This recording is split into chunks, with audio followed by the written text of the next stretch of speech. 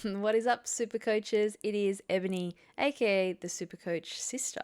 Hope you're having an amazing week. It is an incredibly exciting weekend because as of this recording, we are launching into NRL round one. Yes, it's Vegas weekend and I'm super excited, but what that has also meant is that we have to be locking in part of our Supercoach teams because, of course, some of the players we might be selecting will take the field this weekend. So, this video is an updated team reveal. I did put out an original one quite a few weeks ago, and of course, like in all things, we have had a lot of moving parts. So I've definitely made quite a few changes. Sadly, had to remove a few players that I was super keen on, but also have brought in a few new ones who weren't on my radar a few weeks ago. So join me for today's episode as I offer up my final round one, ready to go team reveal. Let's go.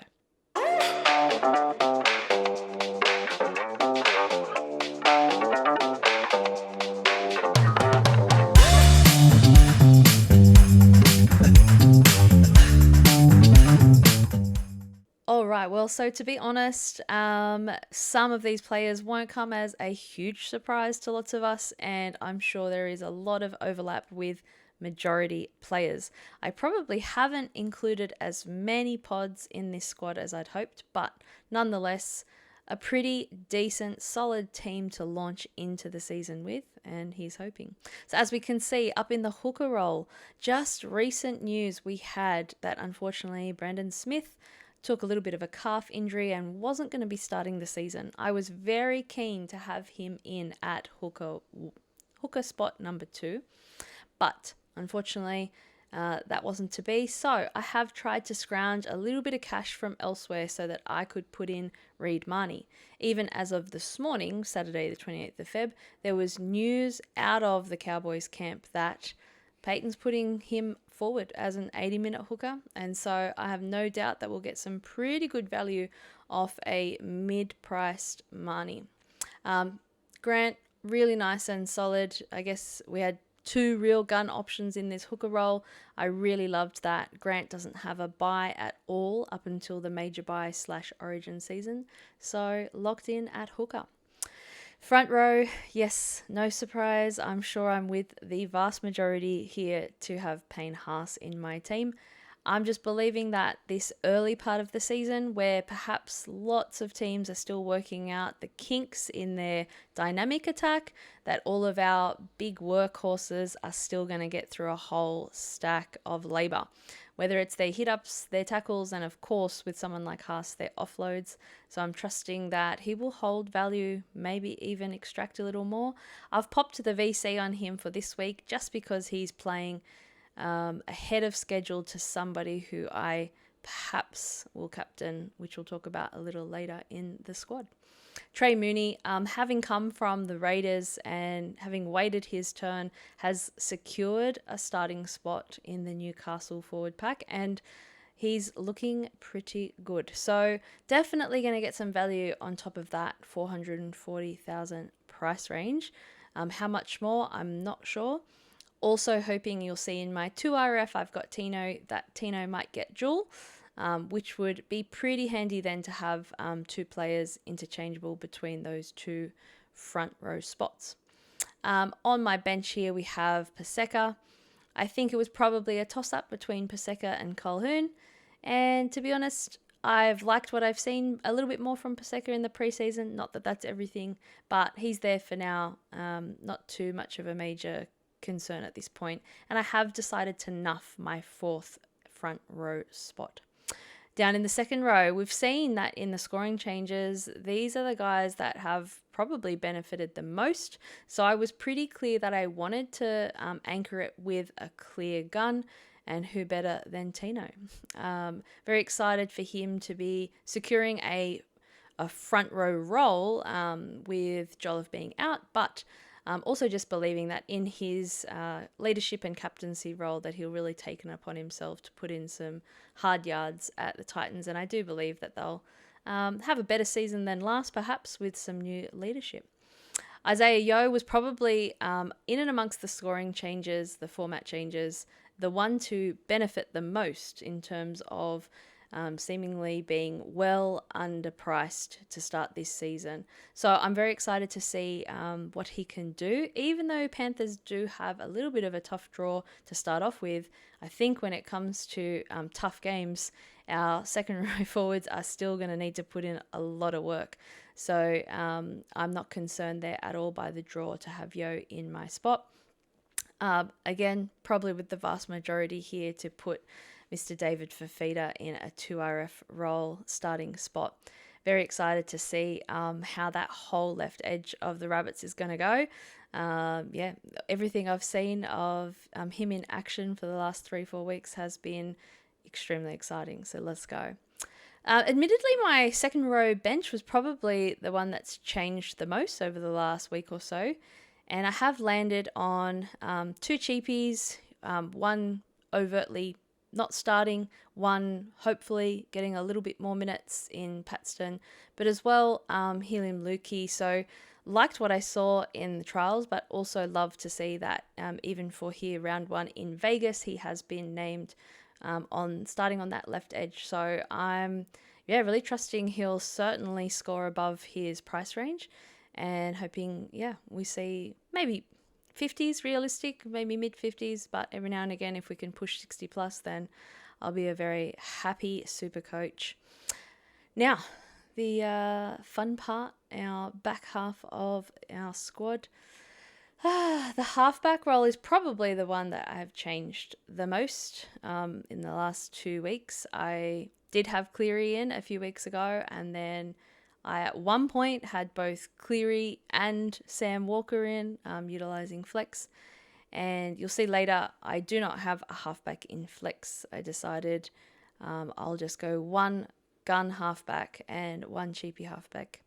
The selling point, I guess, in terms of putting Cleary in for this early season over Sammy Walker, even though I really love what I've seen from Sammy, is Roosters have a bye in round 5, so I didn't think by that point I'd be looking to make a trade in halfback, nor would I be looking to start a cheapie / rookie. But as well, I've loved some of the stats that Aman Talk Supercoach has been putting out for us, and some of the most compelling arguments I heard were looking at how Cleary has an amazing average for the first 6 to 8 rounds over the last couple of seasons, even though that's often a slow start for players in the halfback, centre wing or fullback roles. So I was really impressed to see that he does average high 70s, low 80s in these early rounds. Not to mention, he launches the season against Brisbane, and it's possibly the team he scored best against throughout 2025, despite the fact that they became the premiers. So confident that Cleary will start well, and even if he ducks a little bit here below value, I still think he's a nice safe halfback to build my team around going into the season.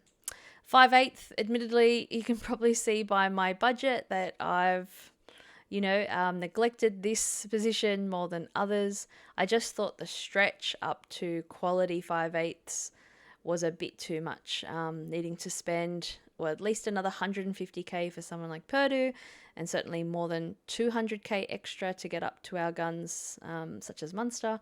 I just felt like I could use that 200-ish k elsewhere for more value. Plus, I've really liked the way Cody's looking in the preseason. He certainly doesn't look like age is slowing him down. Of course, we can't be perfectly confident that he won't cop any injuries. But again, same as Fafita, this left edge is looking very sharp between him and, of course, Terrell, who you'll see. Also, I'm pretty much stacking the left edge of this Bunnies side. Happy to start Cody, and also happy just to have Pezzett as a awesome cheapie, a starting 5/8 that over at Para in my bench role.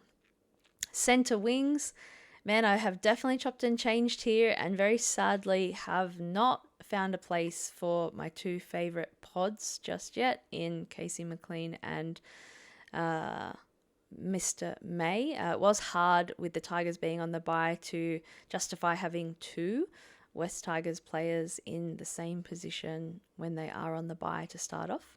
So I do hope to own Taylor May at some point in this season, but just not to begin with. I think, again, acknowledging that Panthers are going to have a tough bye. I wanted Casey, but for now, I think someone a little bit more seasoned and proven in SuperCoach of Mr. Brian To'o just gives me a little bit more safety and security to start the season. But certainly keeping my eyes peeled if there's a chance to bring Casey in at the right stage of this season.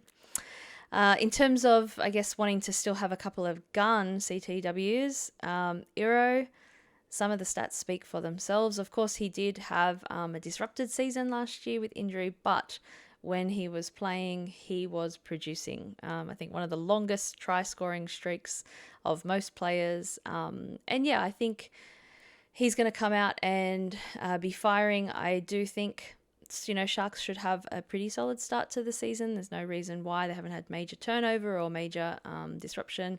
So, yeah, really hoping he starts strong. I guess as well, there had been just little niggles for both Val Holmes and Jacob Kiraz in the preseason. I know Kiraz was training with the rehab group for quite a while, and Holmes saw a little bit of a hamstring niggle just last week. So I guess those uncertainties around whether their bodies are fully ready to go into the start of season made me slightly hesitant and led me closer towards KL. Latrell, yep, what a price, what a man.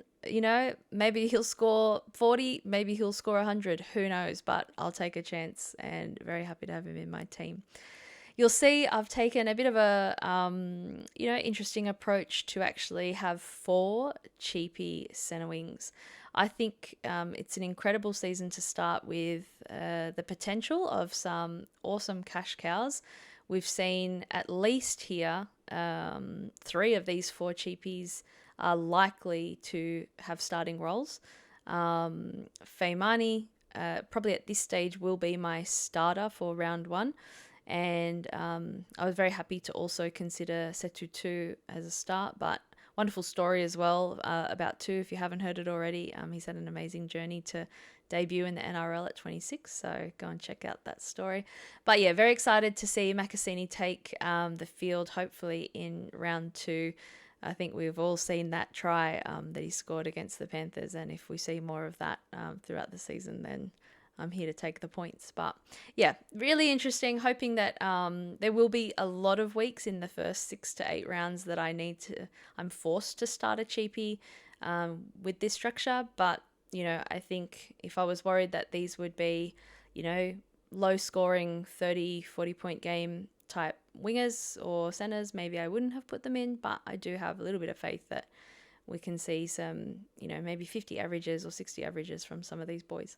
So let me know what you think in the comments if I'm being a little crazy for the 4 cheapy centre wing choices.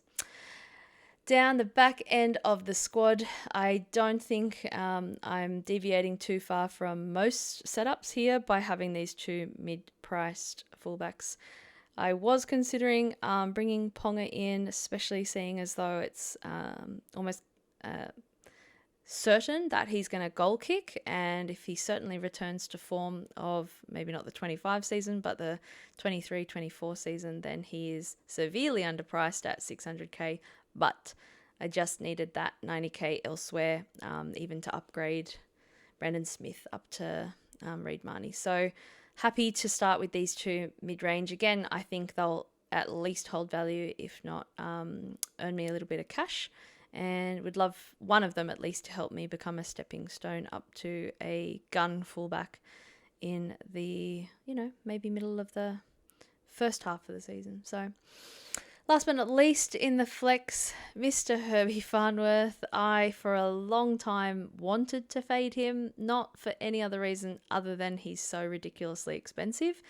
But I genuinely am just too worried that he will score big, stay unaffordable for me, and I will miss out much like I did in 25. So even if he does average only 70 or so in the early rounds, then very happy to hold him, especially a player like Farnworth is absolute gold in the origin period when lots of our other gun players are often off in Origin camp or being rested after Origin games. So love having fun within my team. But please feel free to let me know what you think. How many of the players I've selected are featuring in your squad? Who do you think is my major omission? If that's, how you see it, the player that I should have in that I do not. And also feel free to comment on any player that you've seen in my squad who you think is an absolute trap that I've completely overlooked. So yeah, looking forward to starting the SuperCoach season with all of you.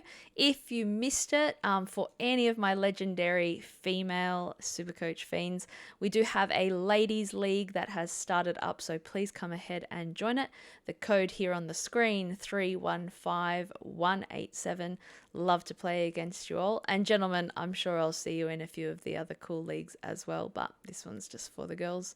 Have a fantastic round 1 of the NRL season, guys. Let's go.